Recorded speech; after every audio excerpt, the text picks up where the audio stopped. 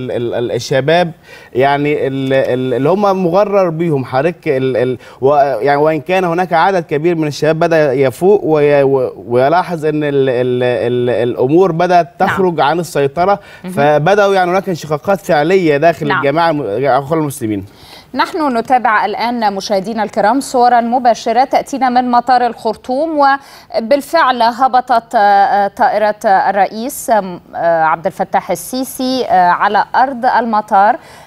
كما أخبرتكم منذ قليل ينتظر أن يشارك الرئيس عبد الفتاح السيسي في مراسم تنصيب الرئيس السوداني عمر البشير، والذي يؤدي اليمين الدستورية أمام البرلمان السوداني خلال هذا اليوم.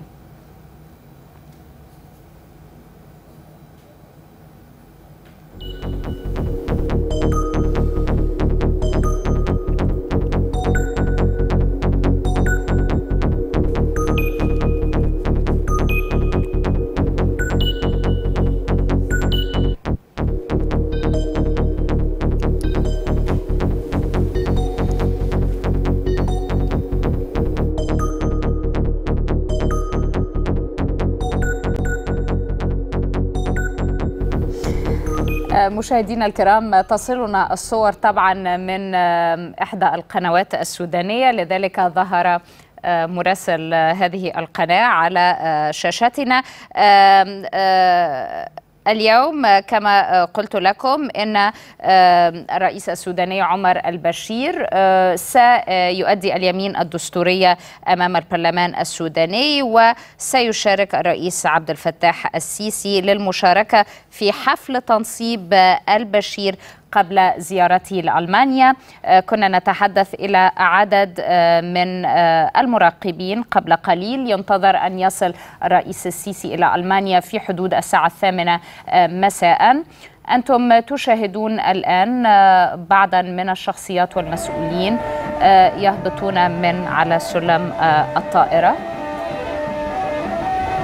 لا أستطيع تحقق الوجوه من هذه المسافة، لكن نعلم أن الرئيس عبد الفتاح السيسي يسافر في رحلته برفقة عدد من الوزراء ورجال الأعمال والمسؤولين المصريين الكبار.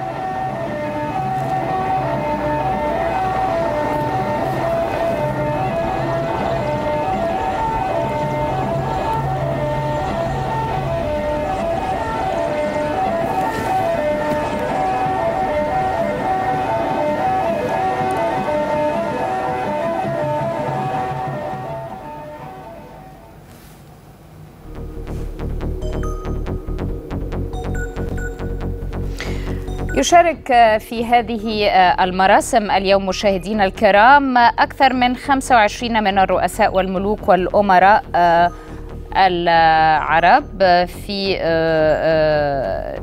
في البرلمان طبعا السوداني.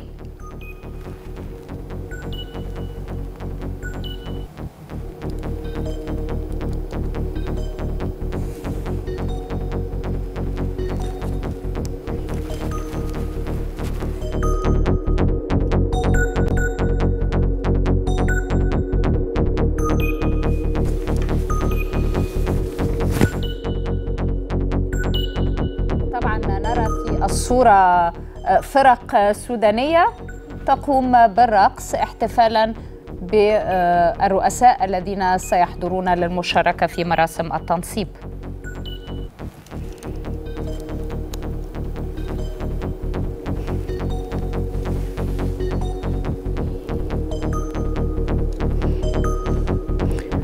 يبدو أسبوعا حافلا للرئيس عبد الفتاح السيسي الذي يبدأ زيارته الآن إلى الخرطوم، وهو تشاهدونه ينزل مسرعا من على سلم الطائرة. هو أمامه يوم حافل بلا شك، زيارة السودان، المشاركة في مراسم تنصيب الرئيس عمر البشير في ولاية جديدة، وبعد ذلك يتوجه إلى ألمانيا ولديه جدول حافل ومشحون باللقاءات مع المستشارة الألمانية أنجيلا ميركل وعدد من المسؤولين والبرلمانيين الألمانيين، وسيلتقي أيضا برجال أعمال ورؤساء شركات مهمة في ألمانيا.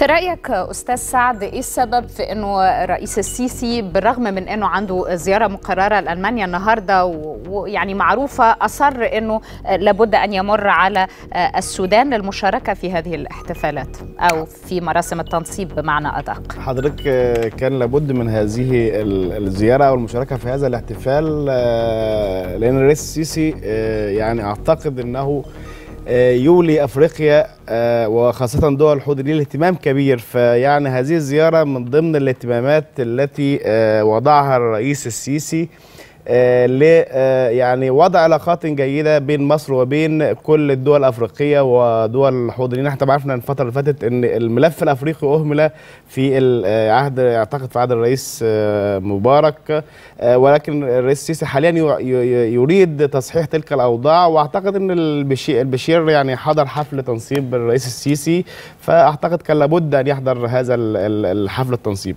بالذات انه السودان قريبه حتى جغرافيا، يعني ممكن فعلا حضرتك مش قريبه، يعني الواحد لو يعني ليه رغبه في حاجه حتى يسافر بلاد مش ازمه. فهي القصه ان هي الرئيس بالفعل يريد ان يحسن علاقات مع دول حوض النيل بصفه خاصه وافريقيا بصفه عامه يعني. حضرتك هل الى اي مدى تعتقد انه مثل هذه الزيارات للدول الافريقيه المتكرره في الحقيقه، حتى نجد انه الرئيس عبد الفتاح السيسي يذهب الى المانيا اليوم لكن بعدها يذهب لدوله تنتمي تقليديا للكتله الشرقيه وهي المجر، دائما ينوع في اتجاهاته، يعني لا يذهب غربا فقط او شرقا فقط او افريقيا فقط. نلاحظ هذا النمط في زيارته اذا صح التعبير. حضرتك هذا الامر يعني محمود ومطلوب للغايه. الرئيس السيسي يعني تولى حكم مصر بعد فتره تعتبر عصيبه للغايه، يعني كل دول العالم اخذت يعني فكره عن مصر انها دوله بها انشقاقات، دوله بها يعني حرب داخليه، الاقتصاد المصري كاد ان ينهار لو استمر هذا الامر. فالرئيس السيسي يعني المهمه امامه صعبه للغايه لتصحيح كل هذه المفاهيم. احنا حضرتك للاسف الاعلام شوه صوره البلد، احنا يعني للاسف ننتقد نفسنا، يعني احنا حضرتك صدرنا المشهد السيء فقط. فهو الراجل حاليا بيقوم بتصحيح ما يعني شوهته الفتره الماضيه. جميع الزيارات اعتقد تركز على التعريف بخطوره الارهاب اللي تعرض له مصر، والتعريف بان مصر اصبحت منفتحه اقتصاديا، وهناك العديد من المشروعات الاستثماريه الكبيره التي يجب يعني ان تجذب المستثمرين سواء كانوا غربا او شرقا. فيعني ضمن الخطط التي يقوم بها الرئيس السيسي